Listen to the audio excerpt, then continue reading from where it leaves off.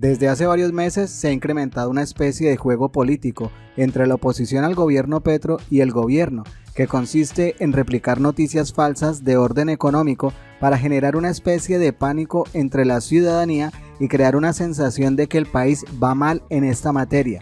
Seguido de eso, el partido de gobierno y los funcionarios del presidente deben salir a desmentir esos mantos de duda y explicar que se trata de noticias falsas o inexactas.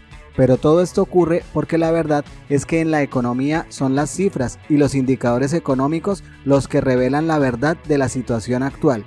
Y en este momento, después de 2 años, Colombia tiene una economía estable y que se ha manejado de manera responsable, demostrando que una cosa es la política y otra cosa son las cifras. El último desatino de la oposición fue la propagación de una noticia falsa, en este caso relacionada con el 4 por mil, que supuestamente sería aumentado al 5 por mil, y al tratarse de una noticia falsa, el propio ministro de Hacienda, Ricardo Bonilla, hizo la aclaración.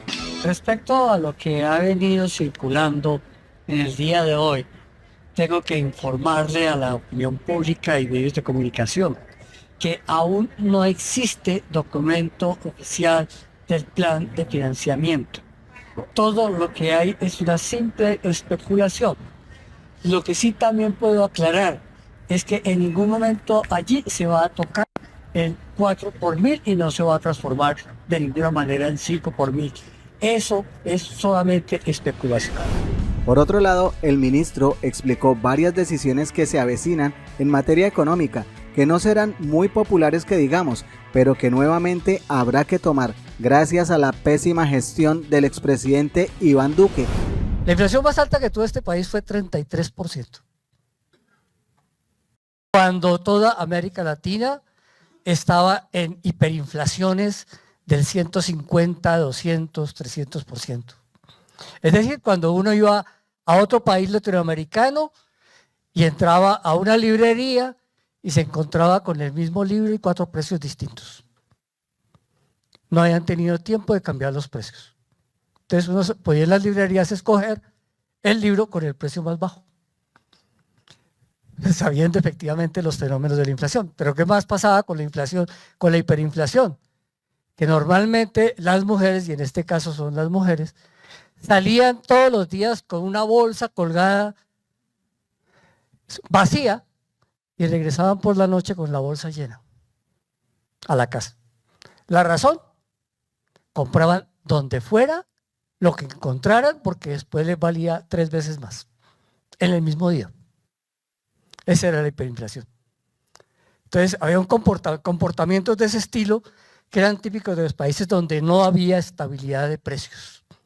Colombia tuvo 33%, eso fue en los años 80, y poco a poco fue una inflación que arrancó por allá en los años 70 del siglo pasado, subió harto hasta la década de los 80 y la Constitución del 91 le encargó al Banco de la República controlar el poder adquisitivo de los precios.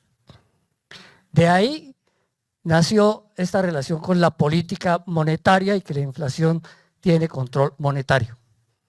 No habló de otros controles. Entonces le puso el control monetario, asumiendo que la inflación siempre era un problema de exceso de demanda. La inflación de los años 90 del siglo pasado se corrigió.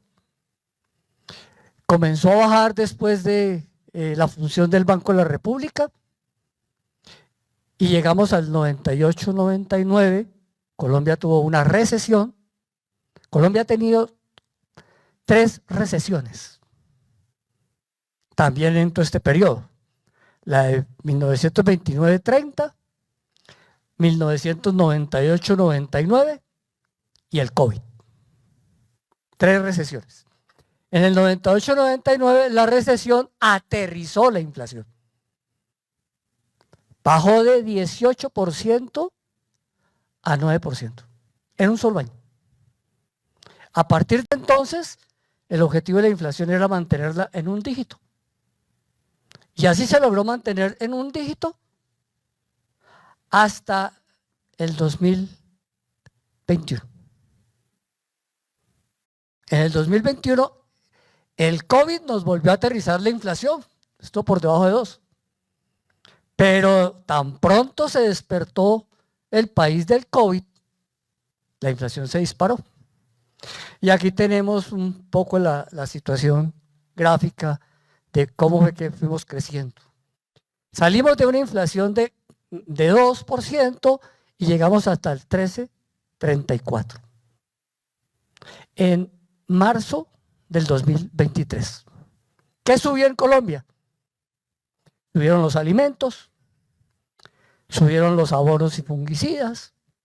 Ahí va varias cosas. Aquí hay que hablar del problema de la guerra de Ucrania, pero también hay que hablar de la crisis de los contenedores. De distintos otros temas, subieron servicios públicos, pero Colombia congeló el precio de los combustibles. Entonces, esa inflación no mide el precio de los combustibles. El precio de los combustibles se congeló en Colombia el 1 de enero del 2020, antes de la pandemia. No fue un resultado de la pandemia, como algunos dicen. Fue antes de la pandemia que se congeló el precio de los combustibles. Y se perdió una práctica de más de 30 años que tenía que ver con el mismo combate a la inflación, en la cual el precio de los combustibles se modificaba todos los meses. ¿Para qué? Para evitar la inflación imaginaria que generaba el incremento del precio de los combustibles. Antes de eso, y en la Contraloría debe haber varios artículos que hablaban de eso, cuando los precios de los combustibles solo se movían una vez al año, automáticamente todo subía. El imaginario es, subió el precio de los combustibles, sube todo. Y sube a niveles insospechados, que es la inflación imaginaria que se crea con ese elemento. Eso se redujo y desapareció del país el día en que afortunadamente se tomó la decisión de mover el precio de los combustibles todos los meses y quitarse de encima el fantasma. Y efectivamente se quitó el fantasma, se demostró de ahí en adelante que la inflación de combustibles era muy pequeña. Y que al moverlo todos los meses, esto tenía implicaciones centrales sobre el manejo de la inflación. Y la inflación se redujo también. Se perdieron varios imaginarios con eso. Pero cuando lo congelaron en enero del 2020, ese imaginario hoy lo volvemos a tener.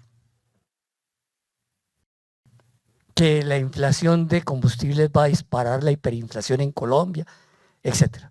Bueno, esa inflación creció así hasta marzo del 2023, llegó a 13,34 y no tenía incorporado los combustibles.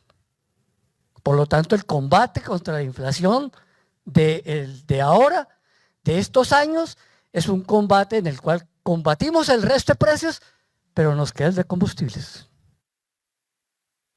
Simultáneamente, el Banco de la República, ante el incremento desaforado de los precios y la expansión de demanda, que tiene que ver con lo siguiente, si me pones la gráfica del crecimiento,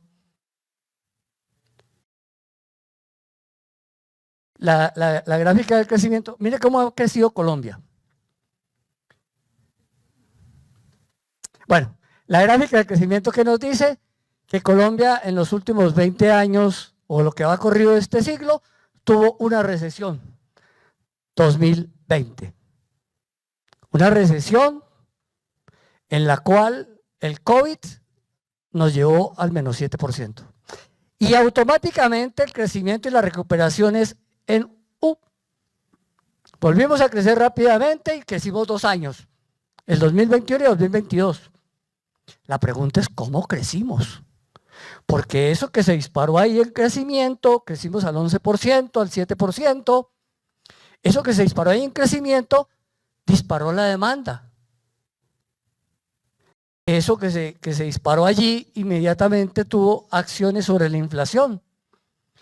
Ese crecimiento es adebe, Miren la deuda. Así se incrementó la deuda. El Contralor hablaba ahora de que Colombia ha sido eficiente en controlar la deuda y que se ha tenido un manejo prudente con la misma. Pues en el año 2020, la deuda pública financiera, la financiera, es decir, la que se obtuvo con bancos nacionales, internacionales, con banca multilateral, creció del 49% del PIB al 61% del PIB. Dicen que por pandemia hay que saber lo que hay que hacer. Bueno, ¿sabe cuánto representa eso? 200 billones de pesos en un solo año. Y no fueron para invertir. No, se fueron para inversión. Se fueron para gasto corriente. Eso fue lo que creció la deuda. Entonces la tenemos en los niveles del 61% al finalizar el 20, comenzar el 21.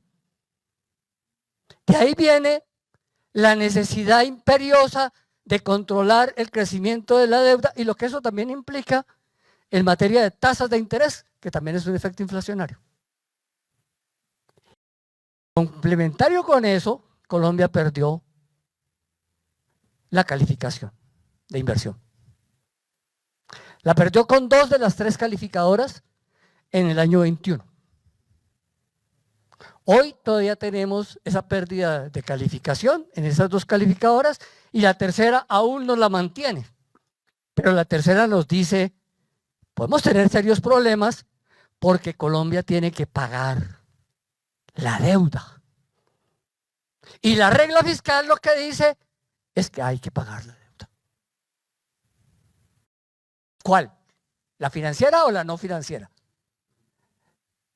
La regla fiscal nos dice la financiera, no nos habla de la no financiera. Ya voy a hablar de la no financiera. Nos dice que hay que pagar la deuda financiera. Pues bien, el ejercicio nos lleva a que se ha venido pagando la deuda y que tenemos fuertes compromisos para pagar la deuda. ¿Eso qué representa? Que en el año 2023 el Estado colombiano tuvo que pagar 75 billones de pesos entre amortización e intereses. Y los intereses disparan la inflación. Estamos pagando una deuda colombiana con pérdida de calificación a unos niveles más altos que los que históricamente se pagaban. 75 billones se pagaban en el 23. Este año hay que pagar 95. Y en el 2025 la previsión es hay que pagar 112 billones. ¿Qué es lo que más ha crecido? Los intereses. En el 2012 tendremos que pagar 6.3% del PIB en deuda financiera. 3% del PIB, amortización.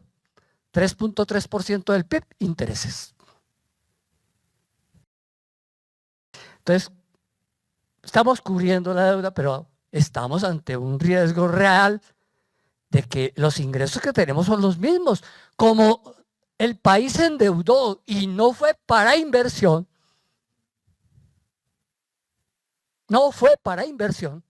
no se generaron recursos adicionales.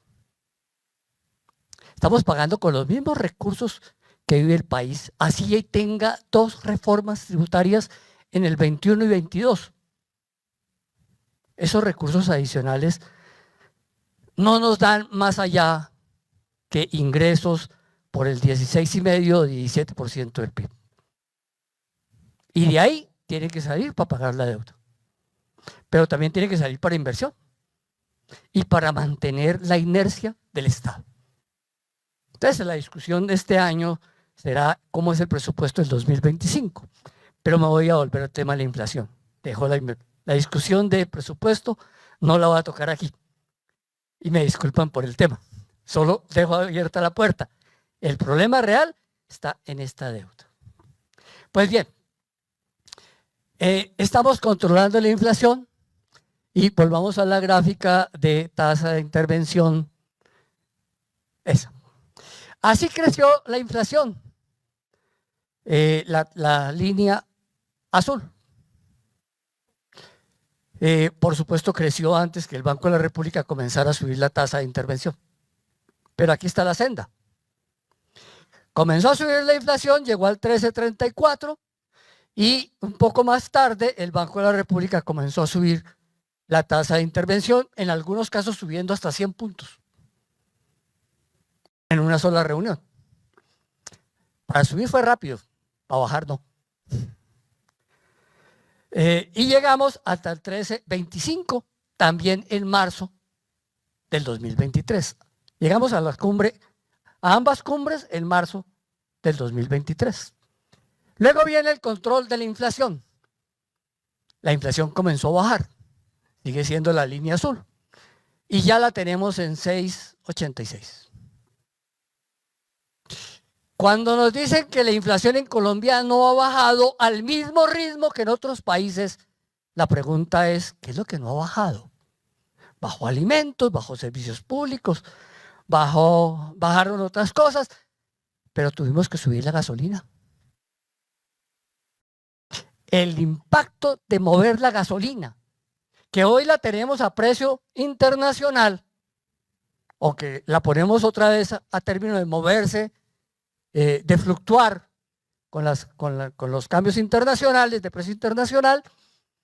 La gasolina en las estaciones de servicio, la gasolina corriente está en un precio entre 15.600, 16.000 pesos según sea la estación de servicio. Eso significó 1.9 del PIB. Haber ajustado la gasolina significó 1.9 del PIB. Es decir, que hoy tenemos la inflación en 6.86 y si no hubiéramos tenido que mover la gasolina, es decir, si la gasolina hubiera estado metida dentro de la inflación, tendríamos una inflación de 4.9. Eso es lo que nos ha costado. Entonces, para los que dicen es que la inflación en Colombia no ha bajado a la misma velocidad que en el resto, hay que decirles, en el resto no estaba combustibles, aquí sí. Aquí nos tocó mover combustibles. Y todavía queda por mover el diésel. Y todavía queda la discusión del imaginario.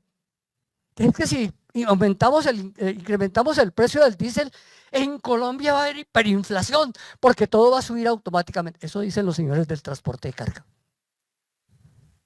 Y entonces los señores del transporte de carga dicen que no se puede subir el precio del diésel. Pero el precio del diésel está congelado desde el 1 de enero del 2020. Si solo hubiéramos subido la inflación en el precio del diésel, ese precio del diésel estaría hoy en las estaciones de servicio en 13.200 pesos. La inflación del 1 de enero del 2020 a el mes de julio del 2024 es 37%. Si solo hubiera subido el diésel al nivel de la inflación, estarían las estaciones de servicio en 13.200. Si solo hubiera subido el diésel al índice de precios del transporte de carga, que no estaba contemplando el diésel porque estaba congelado, o porque sigue congelado, habría subido 20%, entonces estarían las estaciones de servicio en 11.600. Hoy están las estaciones de servicio en 9.600. Eso es un subsidio absolutamente inequitativo en Colombia, que también hay que controlar. Y es un pedazo de inflación que no se ha resuelto. Nuestros cálculos es que cuando cerremos el precio del diésel, la inflación va a subir 1.4. El diésel tiene una particularidad, es un incremento indirecto en los precios. La gasolina tiene una particularidad, es un incremento directo en el índice de precios del consumidor. Este es indirecto, porque entres a los costos del transporte, y en los costos del transporte es el imaginario de entonces en cuánto va a subir los alimentos o todo lo que se transporta, y los señores del transporte dicen que todo se mueve, que todo tiene el 80% transporte. O sea, que esto solo se mueve con transporte y que el precio se determina por el transporte, por los costos del transporte. Y han llegado a decir que el precio del huevo es 80% transporte. Es decir, las gallinas no comen alimentos, los pollitos no son resultado de un proceso de selección, ni de crecimiento, ni hay que vacunarlos, ni tienen todo un proceso de cría y desarrollo, no hay costos de energía, tampoco hay costos de sacrificio, no, todo es transporte. El imaginario es ese. Ese imaginario se rompió, se había roto. Hoy todavía existe ese fantasma. Entonces hay una inflación imaginaria que solo se puede resolver con el mundo real, y en el mundo real tendremos que ajustar el precio del diésel. Y será la próxima medida que tiene que tomar, impopular, este gobierno. Y de paso estoy anunciando que hay que tomarla y que no va a haber acuerdo. Pero ese es el combate a la inflación. Hoy tenemos una inflación de 6,86 y una brecha con el movimiento de la tasa de interés de intervención del Banco de la República. La inflación ha bajado a un ritmo más rápido que lo que ha bajado la tasa de intervención. Hoy la tasa de intervención la tenemos en 10,75 y con la inflación actual tenemos una tasa real de cerca de 300 puntos. La pregunta es, ¿cuál es la tasa real que tiene que tener la economía colombiana? ¿100? ¿200? Esa es una discusión teórica. ¿Qué hay después de esto?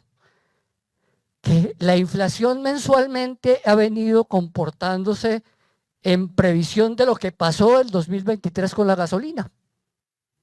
Y entonces tuvimos una inflación en el 2024 para los meses de mayo y junio muy pegada a lo que había en el 2023, porque no se ha tocado el precio de la gasolina.